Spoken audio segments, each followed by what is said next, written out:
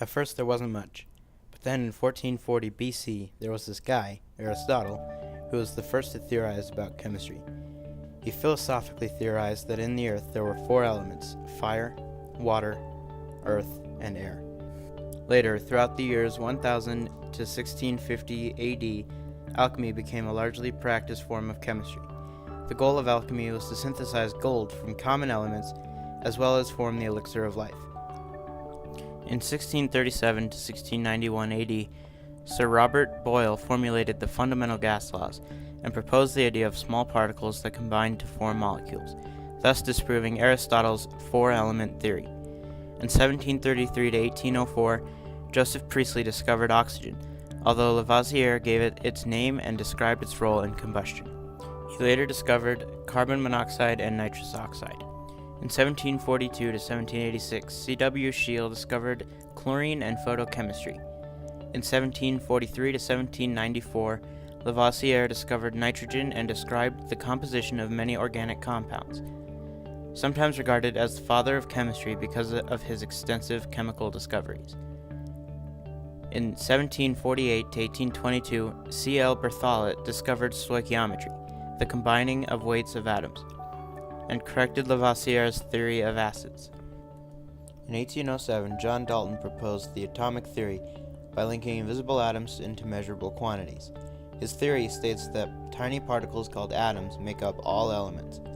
In 1807 to 1810, Humphrey Davy discovered that electricity transforms chemicals through a process called electrolysis. In 1811, Amadeo Avogadro discovered that elements combine to form molecules. In the 1860s to 1870s, Dmitry Mendeleev organizes the 63 known elements based on increasing atomic weight, thus creating the periodic table, which is used in chemistry throughout the world and continues to be used today. In 1897, J.J. Thomson discovers the negatively charged particles in atoms, or electrons. This is the first subatomic particle. In 1909, S.P.L. Sorensen discovers the pH system and uses it to measure acidity. The system is still used in modern chemistry. In 1917, Ernest Rutherford discovers the proton, a positively charged article in the nucleus of the atom. This is the second subatomic particle. In 1932, James Chadwick discovered the third subatomic particle called the neutron, which has a neutral charge and is found within the nucleus. In 1938, Otto Hahn discovers the process of nuclear fission, encouraging more studies that led to more powerful nuclear weapons. Leading to today, more elements are discovered and created by scientists all over the world, including the element ununceptium in 2010 and ununpentium in 2003. In the year 2020, anemonium is discovered from archaebacteria in the depths of the ocean. It has no known use. In the year 2022, it is discovered by Canadian chemists that anemonium's atomic mass is abnormally large and does not fit into any groups or periods of the periodic table. In 2028, anemonium is discovered to be a subatomic element, meaning it is only found with a bond of 7. In 2035, anemonium defies the theory of energy, E equals mc squared, and is discovered to have the equation E equals mc cubed.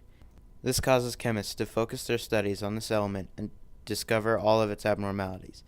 In 2037, anemonium is discovered to improve human health through consumption, allowing the average life expectancy to be raised in developed countries. In 2040, German chemists discover that anemonium ions have stronger bonds with one another than the typical atomic bond, and the ion more resembles a nucleus, and that when these bonds are split, a massive amount of energy is released, thus weaponizing the element. Eventually, each country gains possession of the weapon and also anemonium's other capabilities.